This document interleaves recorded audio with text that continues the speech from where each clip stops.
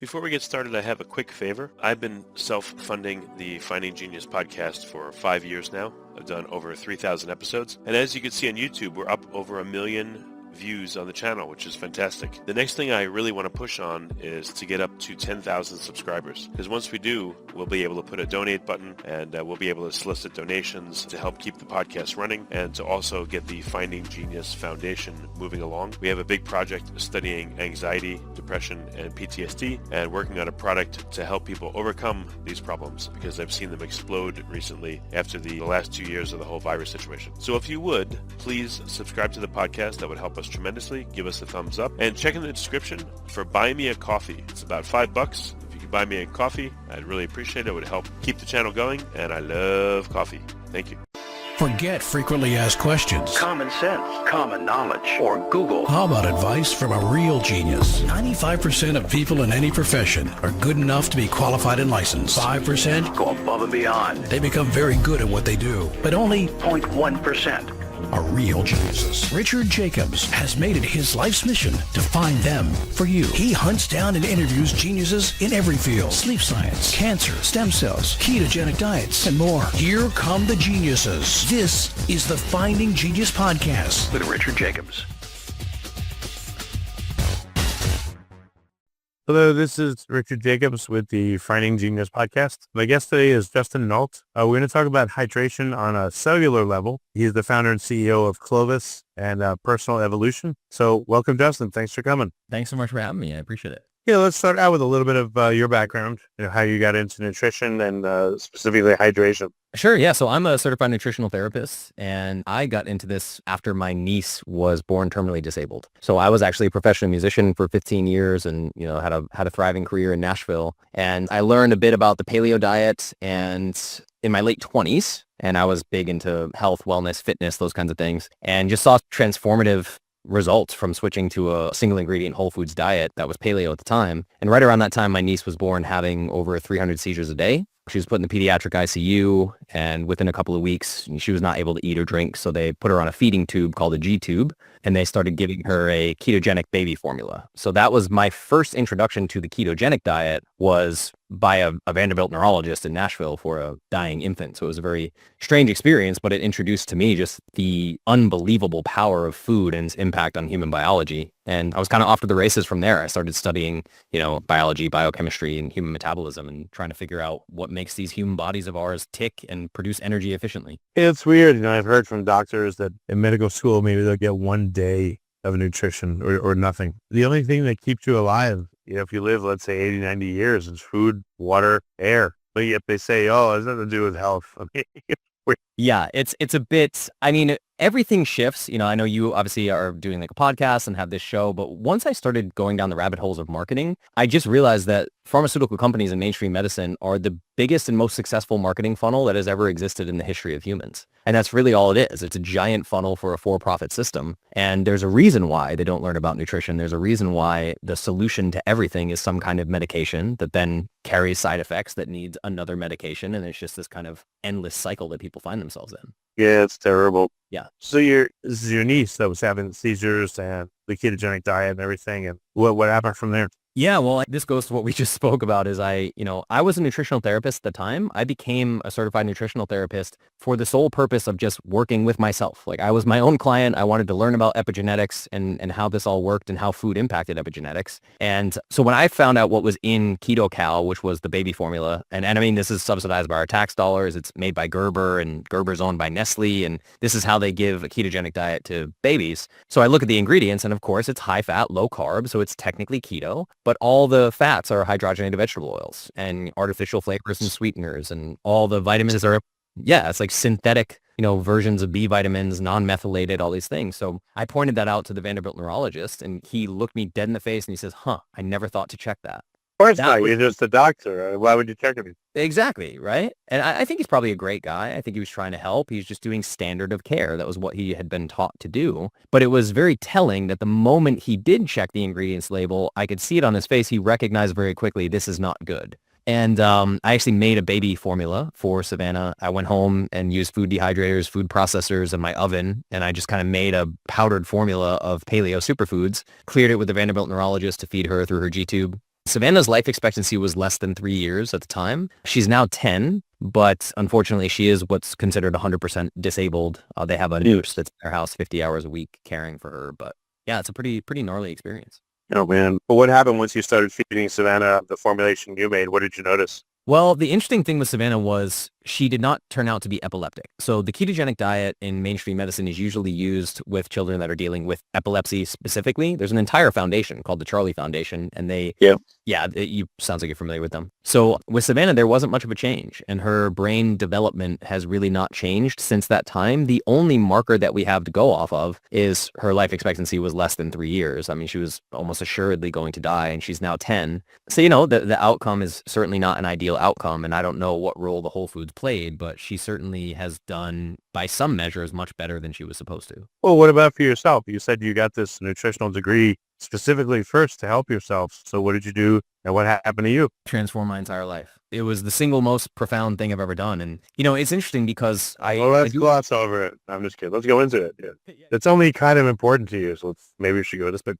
Well, I mean, my story was really, I grew up in the 90s. I was born in 86. And the sort of politically incorrect term now that we wouldn't use is like I was a fat kid. I was a very chunky kid growing up, and I grew up watching Arnold Schwarzenegger, and I just wanted to be an action hero. So, I hated my body from a young age. So for me, I did what I think a lot of men my age do. And by age 15, Muscle and Fitness magazine was my Bible. And I was just eating whatever I was told to eat by Muscle and Fitness magazine. I was lifting weights 2 hours a day and just punishing my body and trying to get it healthier. And then I became a professional musician. So in my 20s, I was on stage 300 nights a year. I was literally living under spotlights. I had a reality TV show on ABC by the time I was 25, and the body dysmorphia was just getting worse and worse. So I was endlessly punishing myself with these grueling workouts. I mean, I'm a purple belt in jiu-jitsu. I was a boxer. I was deadlifting 400 pounds. Like I just was constantly punishing myself, and I couldn't get my body to look the way that I wanted it to. And that's why when I was around 26, I finally found the paleo diet. I did my first paleo reset, which is basically just switching to a single ingredient whole foods diet. And I dropped like 10% body fat. It was insane. I mean, probably not 10% in the first 30 days, but within the first 6 months of going paleo, I had dropped about 10% body fat. It's a lot. It's great. Yeah, it was astonishing, right? So now I'm looking back over all this hard work I had done and realizing that I was actually really damaging my body. I was actually going way over the threshold of what is beneficial exercise and really punishing myself. And once I found paleo, everything started to shift. And then once Savannah's situation happened, I decided to explore the ketogenic diet and start playing with metabolic flexibility. So I stayed in nutritional ketosis by blood draw for about 12 and a half weeks. And every day was doing 2 hours of fasted cardio to just get myself deeper and deeper into ketosis. And it was astonishing, man. I mean, things really transformed. Now, when I look back, I don't follow keto now, and I don't actually give people keto now long term. I do use ketogenic diets as sort of resets and helping the body just kind of process some things. The more toxic processed food you have in your diet, the better you're going to do with keto in the beginning in terms of like the changes that you experience. But ultimately what we're doing is we're changing the way your cells create energy. So everything that I'm doing and everything I did in myself and I now do with clients is making your mitochondria create ATP more efficiently and give you more energy. More energy equals better health. And that was the shift for me, right? As I was, whatever calories I was taking in, whatever macronutrients I was taking in, I was just constantly punishing myself with energy expenditure. And I still find today that all of mainstream medicine is like restrict food in and absolutely hammer calories out as much as you can. And that's the answer to health and wellness. And I actually think that's extremely harmful and detrimental. It was once I focused exclusively on the nourishment piece and actually to some degree limiting the amount of calories out I was forcing my body to do, everything changed. Libido improved. I literally feel like I aged backwards. My performance when I was working out improved. Mood, energy, cognitive focus, sleep, everything changed. That's great. Yeah. So you weren't doing the punishing workouts at this time. You were instead focusing more on the nutrition side. Yes. I shifted from about 6 days per week of high intensity workouts to 3 days per week of about 30 to 40 minutes of compound barbell weightlifting. And I mean, just completely transformed my physique, my power, everything. It was fantastic. Yeah, I felt at certain times, I've worked out for a long time. If my diet is not on point, it literally feels like it blocks me from improving. It blocks me from lifting more and it's weird. It's like a very, very powerful effect. Yeah. And I mean, if you think about the fact that, exercise is incredibly inflammatory, right? So you're basically asking your body to repair from these intense workouts that are causing inflammation in the body. And then most people, bodybuilders, whatever, that don't understand the power of food are usually eating incredibly inflammatory foods. So yes, I know a lot of people that were physique competitors in their 20s, and now they're 35 years old and they're 60 pounds overweight and they can't figure it out and they're trying to do what they were doing in their 20s. But the compounding damage on cells, they're literally limiting their body's ability to be able to regenerate itself. It's like compounding interest in a bank account, just in a very bad direction, if that makes sense. Before we continue, I've been personally funding the Finding Genius podcast for 4.5 years now, which has led to 2,700 plus interviews of clinicians, researchers, scientists, CEOs, and other amazing people who are working to advance science and improve our lives and our world. Even though this podcast gets 100,000 plus downloads a month, we need your help to reach hundreds of thousands more worldwide. Please visit findinggeniuspodcast.com and click on Support Us. We have 3 levels of membership from $10 to $49 a month, including perks such as the ability to see ahead in our interview calendar and ask questions of upcoming guests, transcripts of podcasts you're interested in, the ability to request specific topics or guests, and more. Visit findinggeniuspodcast.com and click Support Us today. Now back to the show. Well, I know everyone's a patient, including myself. So if someone hasn't been eating well and they're like 30s, 40s, 50s, how long do they need to be patient with the right dieting in order to start to really see good effects? Like, how long does it take to get inflammation down and their body is? Yeah, I mean, it's a great question. And I always say that the feeling trumps the result. And what I mean by that is really the entirety of health and wellness is focused on one thing. Are you fat or are you thin? And the obesity epidemic has taken such center stage for the last 70 years that people, it's like if someone in their 50s is like a marathon runner and is super lean with a 6-pack and they get cancer and they pass away, everyone is absolutely stunned. And, oh my God, they were so healthy. That was such a healthy person. How did this happen? They weren't healthy. You don't get cancer if you're metabolically healthy, right? So we're looking at the wrong metrics. So the reason why I say the feeling trumps the result, I'm talking about the result of weight loss. How many pounds have come off on the scale? How are your clothes fitting, etc. Because it really does seem to be some kind of insane gift from the universe that if you take this seriously and you just get the toxic junk out of your diet and nourish yourself with nutrient-dense whole foods, inside of 30 days, you will feel dramatically different. Your clothes will very likely fit differently, but your cognitive function, your mood, how much you get into arguments with your romantic partner, what does your libido look like? What is your sleep like? What are your inflammation levels if we measure them via blood? I can get your inflammation levels down in 30 days for sure. Now, what ends up happening with the emotional and psychological side of this is you may have someone who's been obese for 30 years and they're just so desperate to get the weight off that if we improve all of their blood markers within 30 days, but they haven't dropped 20 pounds, they might jump ship and go try some other program that is like some drastic calorie cutting or something like that because we can't get people to focus on the long term. Yeah, well, it makes sense. So what does the protocol look like when someone comes to you? Well, first of all, what are some of the common stories of the people that come to you for help? What are they telling you is plaguing them or bugging them? Yeah, I'm the guy that people tend to come to when absolutely nothing else has worked. So the most common thing I hear with new clients is I have tried everything. And then I have to very gently help them see that they haven't tried everything. They've tried the same thing with many different names. And the thing that they're trying is restriction. So I try to help people see that maintenance calories, this idea of maintenance calories, which includes, your total energy expenditure from fitness, your non-exercise activity thermogenesis, which is called NEAT, just you bouncing your feet, blinking your eyes, whatever, the thermic effect of food, your basal metabolic rate, like all your calories for the day, everything. Maintenance calories is how you achieve optimal health and wellness. So few people, especially people that have been overweight for a long time, they're almost constantly at least trying to live in a calorie deficit. So I try to help everyone see, like, if you tried carnivore, you're restricting whole food groups. If you tried keto, you're restricting carbs. If you tried vegan, you're restricting meat. It's just constant restriction, and never giving your body enough. You're always giving your body less than it needs. And I take a fundamentally opposite approach to that. If someone comes to me and they're obese, I'm going to focus on nourishment first. I'm going to hyperload things like super proteins, bone broth, organ meats, red meat, pasture-raised eggs, all these things that are incredibly nutrient dense.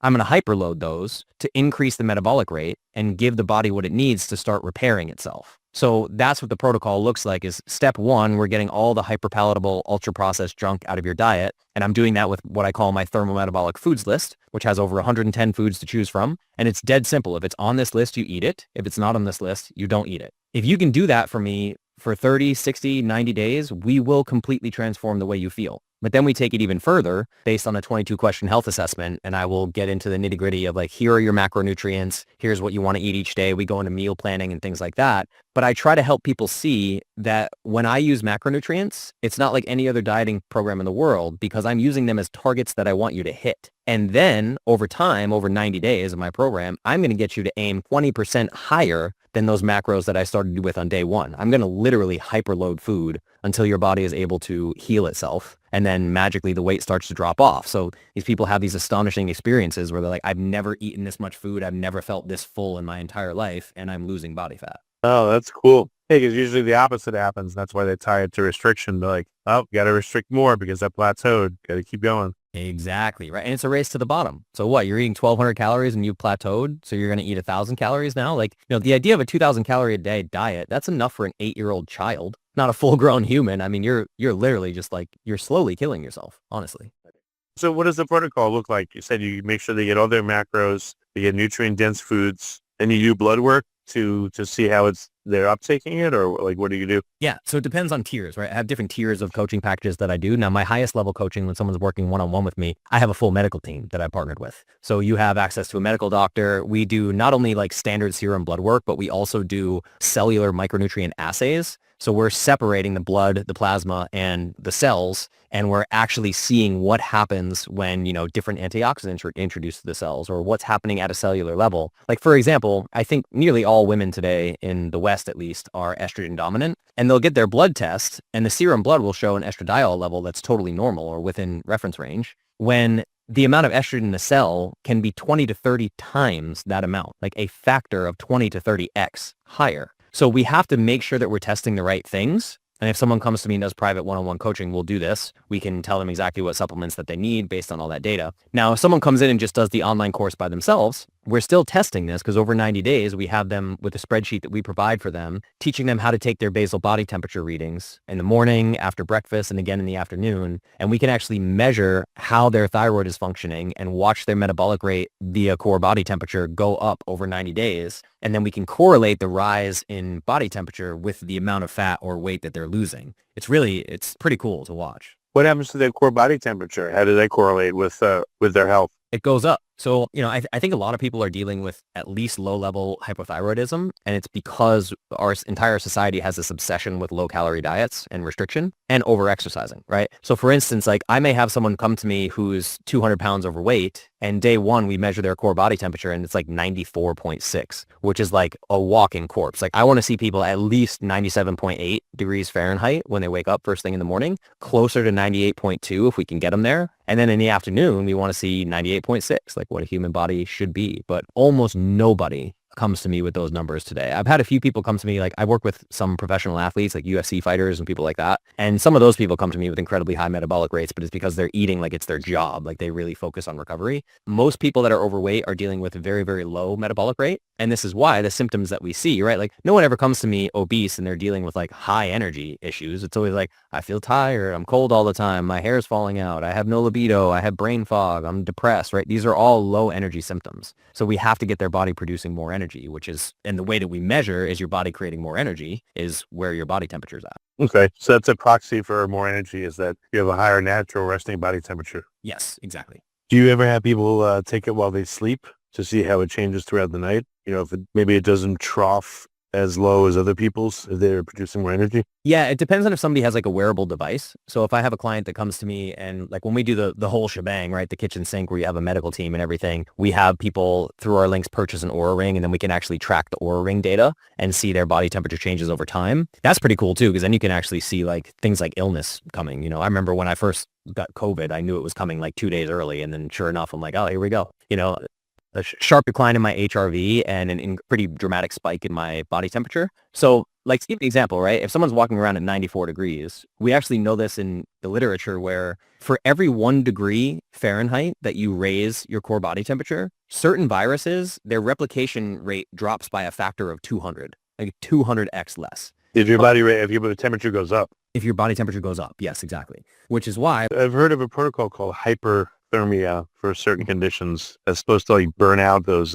things. Yeah, and we see this a lot in cancer data, where you may have somebody who has like stage 4 cancer, they're in a hospital setting or hospice or something like that. Maybe they had surgery and they develop a really gnarly infection and they run a very high fever, like 105 degrees for 24 hours or whatever. There are miraculous cases of people having very high fever like that and then ending up cancer-free. And it's sort of like looked at as this miracle, but it's really just the body healing itself. So the higher your body temperature is, the more you are able to fight off these different issues that the immune system is trying to handle. So there's a fine line, right? Like we don't want you running around at 105 degrees all the time, for sure. If you're operating in that normal 98.6 range, your body's far healthier, far more robust. And this is the other thing too, is like I've reversed lactose intolerance in people just tweaking this, right? We can supplement desiccated thyroid and give you a couple tablespoons of milk every day, increase your metabolic rate, and all of a sudden you're no longer lactose intolerant because your body's just not made of glass anymore. What about people that have, hormone problems like low estrogen, high estrogen, or men with low testosterone, which seems to be becoming a lifelong condition for many? Yeah. It's the same thing, right? Everything is driven by metabolism. So I always give the example of like upstream versus downstream is like, if you tackle things upstream, all the downstream things will handle themselves. So how much testosterone you have, how much estrogen you have, how much progesterone you have is all dictated by the health of your metabolism. So this is when I say my end goal is to increase the amount of ATP that your body creates and to make that creation process as efficient as possible. So if we get you to a state of optimal metabolic health, you will have an optimal hormonal environment in your body, guaranteed. So and this is why you'll hear these kind of like myths or whatever. People will say, oh, I don't want to get on testosterone because I got to be on it for life. Or I don't want to get on thyroid medication because I need to be on it for life. And that's true. It's just that a doctor will come to you and say, oh, you have low T. Let's put you on testosterone. And they don't have you change your lifestyle at all. So now your testosterone's elevated and now you have normal testosterone levels. 6 months later, you go off that testosterone. You're just going to go back to where you started because you're going back to the level of testosterone that your lifestyle supports. Does that make sense? Yeah, you're not changing the underlying supporting factors. So why wouldn't you go back to the previous state you were in? Exactly. So when I look at things like HRT, right, or if I have somebody that comes in and we determine they have low T, we will put them on bioidentical testosterone because it makes them feel amazing. And now they're motivated. Now they want to go outside and walk, want to eat healthy food. They're feeling better, but we change all the lifestyle habits alongside of that. So eventually we taper off the testosterone and their testosterone stays in a normal range because they now have the lifestyle habits in place that support healthy testosterone. Yeah, it makes sense. Yeah. I mean, if you look at the diet that you prescribe for people, is it that crazy or is it obvious? No, it's not that crazy at all. Yeah, like what are some of the common elements of it? Yeah, the biggest thing I would say that is probably like the most shocking for some people is that the only grain on that entire list is organic white rice. So like basmati rice or sushi rice or jasmine rice, it's the only grain. There's no wheat, there's no oats, there's no barley, there's no corn, there's no nothing. So we're getting rid of the things that I believe cause the highest levels of inflammation with lectins and other plant toxins that mess with the permeability of the lining of the gut. So we're removing a lot of things that people are used to, like you're not going to eat bread on this program, and then we're hyperloading. What we're focusing on is what I call super proteins. Like I talked about earlier, you have like beef liver, pasture-raised eggs, shellfish are great for this, oysters are great for this, bone broth, getting the very, very heavy nutrient-dense super proteins that are easy for the body to absorb. So we're sort of hyperloading micronutrients there. And then you have pretty standard. We have root vegetables, potatoes and sweet potatoes. We have all types of vegetables, like you can eat your leafy greens and such. I don't recommend people eat raw leafy greens, so I have them cook their leafy greens if they're going to eat them. And then I love organic fruits, raw honey. I have pure cane sugar on the list. I think a lot of like villainization around things like sugar. There's actually no literature anywhere that shows that sugar by itself is harmful to humans. The problem is all the data is incredibly convoluted because all the science that we have that shows harm from sugar, the fat that was given to those subjects is polyunsaturated fat, so essentially seed oils. Yeah, I've never seen a study where there was significant meat in the diet where it wasn't including high sugar as well, so you couldn't untangle the true effects of, let's say, carnivore or keto, because they always would lump in sugar and it's bad for you, see? Yeah. 100%. Absolutely. It's the same way, like I wrote an article about this a couple of years ago because this story came out saying that eggs were as dangerous as smoking cigarettes. So I went and found the study that everybody was citing, and it was behind a paywall. So I had to pay $40 for it or something like that. And it turns out, like, study was a food frequency questionnaire. They're just asking people by memory to go back over the last 6 months and see how many eggs they ate. And foods that counted as egg consumption, some of them were cake batter and donuts. You're like, yeah, this is really good science. This teaches us a lot. That's crazy. So yeah, I mean, the way I see it is my food list is incredibly abundant. I mean, I eat like a king every day. It's like last night for dinner, I had some organic white rice and a big New York strip steak, had a banana. Like it was great. Soon you have to make shirts saying I'm 300 years old. Ask me how or something. 300 years old. Well, if your diet's so good, it'd be funny if you had a shirt that said that or something, Joe ate. Yeah. Ask me how old I am.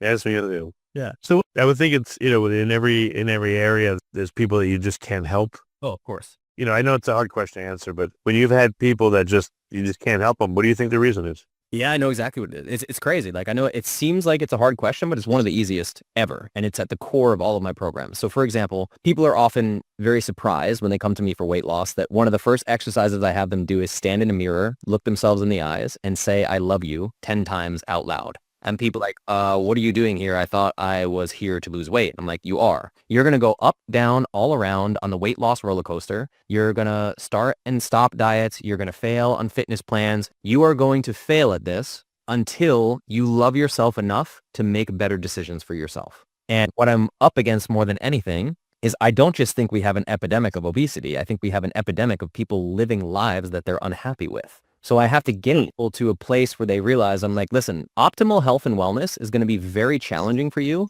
if you are in an emotionally abusive romantic relationship and you're spending 2 hours commuting to work one way to work at a job that you hate where people don't respect you. And then when you're driving home, you're just going to stop at the Wendy's drive-thru and eat a Frosty because that Frosty is the best part of your day. That Frosty is the best part of your day. I have my work cut out for me because now I need to help you see you have chosen a life for yourself in which you are miserable. It's going to be very, very difficult for me to help you get healthy from that place because everything feels negative. It's like, oh, here's another nutritional therapist telling me that I can't eat my Frosty and I can't eat my favorite foods and blah, blah, blah. So, I mean, this is why we have people that come into Clovis. My company's called Clovis. And, 2 years later, they're down 100 pounds. They've left an emotionally abusive partner. They've started their own business. They moved from a state that they hate to a state that they love where the weather's better or whatever. I just try to help people see, like, if you're operating in that low energy state, it's much more likely that you're going to settle for things that are out of alignment with the person that you want to be. True. If you're not willing to do some kind of commitment, right, make some kind of change, then what are we doing new? Exactly. I always try to help people see like a weight loss journey is not a weight loss journey. It's a personal growth journey. Yeah, I've tried to do some things that are uncomfortable, but, for my benefit, like I've microgreens, so I have a handful of that every night, in the late evening, and it helps me like tremendously, you're very regular and all that. And again, I don't like how they taste, but it's not killing me to just eat a big handful of them with water and just eat them. It's a small discomfort, but it helps. So maybe there's things like that too with, your programs that can help people. Just these small discomforts that they get used to, and then it's not so bad. Yeah. And we start really slow. It's like that's aside from the daily mirror work, which is the self-love work, I have them make daily commitments to themselves. And I just tell people, meet yourself where you are, right? Like maybe you're going to say, I commit to you that for the next 3 days, I'm going to start my morning with a glass of filtered water. Very easy thing to do. And then instead of setting yourself up for failure of like, like New Year's resolutions, right? All of a sudden, I'm going to eat 1,200 calories a day and I'm going to go to the gym 5 days a week, even though I haven't worked out at all in the last year. Like that's a low self-worth, self-sabotage pattern. You're setting yourself up for failure, Yeah, that makes sense. If you can meet yourself where you are on these little daily habits, like I was, after a full meal, step outside, set a timer on your phone for 5 minutes and start walking. When the timer goes off, turn around and come home. Take a 10-minute walk, Yeah, that's not bad at all. Yeah, you're right. So how can people get access to your programs? Like what levels do you have and how do they speak to you to get help? Yeah, so the thing, I would say just go to Instagram. All of my social media is the same. It's at Justin Nault Official. You go to Justin Nault Official, give me a follow there on Instagram and just send me a message. Say, hey, I heard you on XYZ podcast and I want your foods list. Like I'll send you the foods list for free. I'll send you the daily mirror work exercise, like any of the exercises I use with clients, I'm happy to send to people and they can just try them out for themselves and see how they feel. Or even the foods list, right? If the foods list is the only thing you get from me and you change nothing, you just follow that foods list for the next 12 months of your life, like a year from now, you will not recognize yourself. It will be astonishingly powerful. So I always just tell people to shoot me a message and let's have a conversation. Okay. Well, very good. I really appreciate you coming on the podcast and making it sound simple yet effective. So, thank you for being here. Yeah, thank you for having me, man. It's been a pleasure. If you like this podcast, please click the link in the description to subscribe and review us on iTunes. You've been listening to the Finding Genius podcast with Richard Jacobs. If you like what you hear, be sure to review and subscribe to the Finding Genius podcast on iTunes or wherever you listen to podcasts. And want to be smarter than everybody else? Become a premium member at findinggeniuspodcast.com. This podcast is for information only. No advice of any kind is being given. Any action you take or don't take as a result of listening is your sole responsibility. Consult professionals when advice is needed.